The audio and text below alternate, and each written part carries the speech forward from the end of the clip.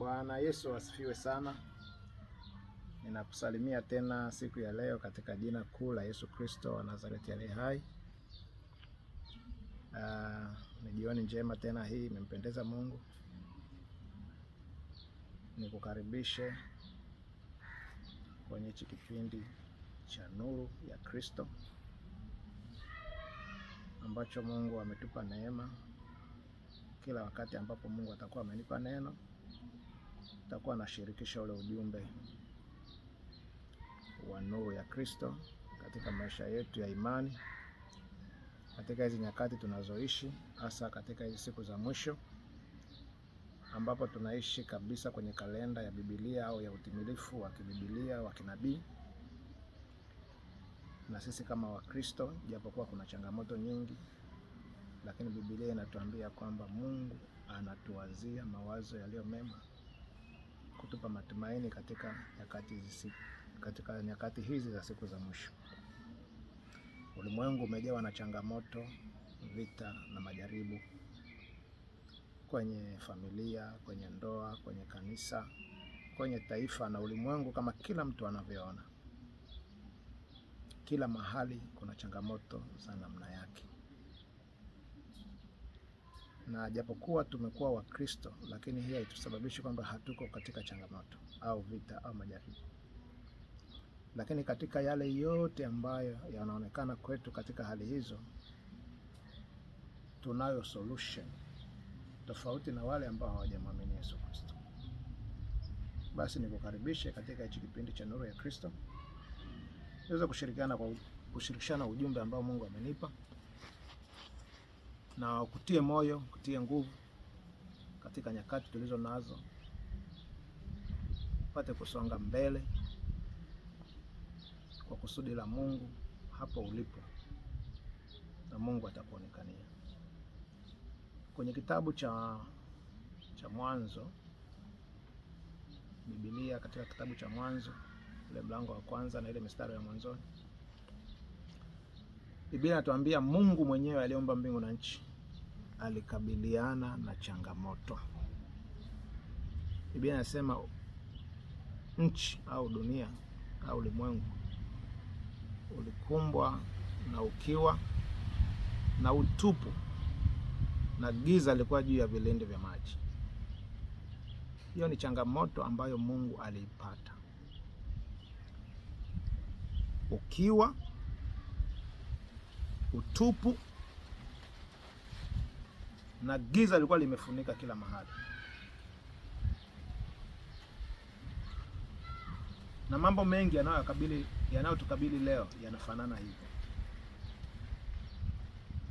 Nakabiliwa na hali ya ukiwa, hali ya utupu na giza likimwakilisha shetani katika ulimwengu tulio nao. Hali kadhalika Mungu alikutana na hali kama hizo, au na nyakati kama hizo.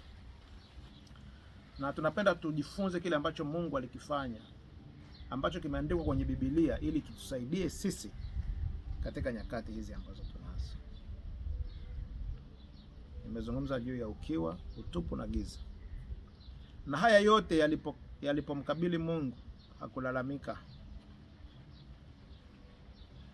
wala hakumnyoshea yoyote kidole. Alikabiliana naye.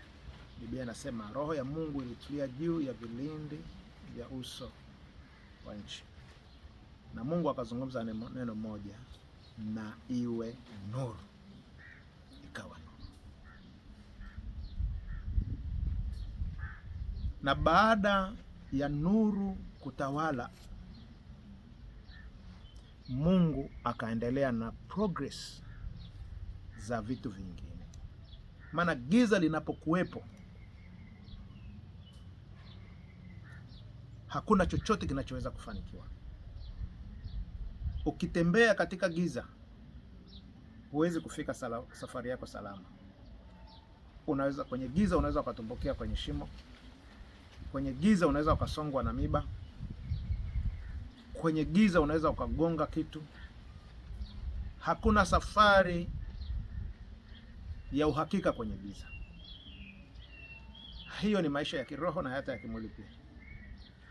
Kwa hiyo kitu cha kwanza ambacho Mungu alikifanya, alisema na iwe nuru, na baada ya nuru ndipo aliendelea kufanya vitu vingine, kwa sababu nuru tayari imeshatawala.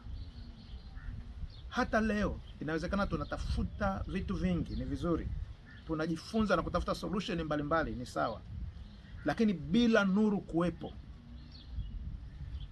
hatutapata matokeo, tutajikwaa, tutashindwa. Kwa hiyo ninakushauri turudi kwenye nuru. Biblia inazungumzisha kwenye kitabu cha Yohana mlango wa 1 mstari wa 4 na 5. Unasema ndani yake Yesu Kristo ndimo ulimokuwa uzima, na ule uzima ni nuru ya watu, ni nuru yetu, sisi ndio watu. Na hiyo nuru inang'aa palipokuwa na giza, na wala giza halikuiweza. So tunapokuwa tumemwita Yesu au tumemwalika Yesu au tumempokea Yesu Kristo kuwa Bwana na Mwokozi wa maisha yetu, moja kwa moja tunakuwa na nuru ndani yetu. Biblia inasema ndani yake ndimo ulimokuwa uzima, na ule uzima ni nuru ya watu, ni nuru yetu, inang'aa palipokuwa na giza, na wala giza halikuiweza. Kwa hiyo ndugu muamini, unayenitizama, unayeniangalia na unayenisikiliza, ninakushauri katikati ya hali tulizo nazo, tafuta nuru ambayo ni Yesu Kristo. Yesu Kristo ndiye nuru ya huu ulimwengu. Yohana 8 anazungumza. Yesu anasema, mimi ndimi nuru ya ulimwengu, na mtu anayenifuata mimi hata kwenda gizani kamwe, bali nuru ya uzima itakuwa ndani yake. Kwa hiyo ninakushauri katika changamoto na vita unavyopitia, cha kwanza, tafuta nuru ya Kristo. Tamka nuru katika mazingira ulionayo. Tamka nuru katika changamoto. Tamka nuru katika biashara yako. Tamka nuru kwenye familia yako. Pale ambapo kuna ukiwa, pale ambapo kuna utupu, kabla ya kuanza kujaza hilo pengo kwa nguvu zako, ita nuru ambaye ni Yesu Kristo. Nuru ya Yesu Kristo inapomulika, utafika salama. Kwenye Zaburi ya 119 anazungumza kwamba neno lako ni taa ya miguu yangu na mwanga katika njia zangu, uniongoza popote ninapokwenda. So maisha haya, ile neno ndio Yesu mwenyewe. Yohana 1:1 anasema hapo mwanzo kulikuwa neno, naye neno alikuwa kwa Mungu.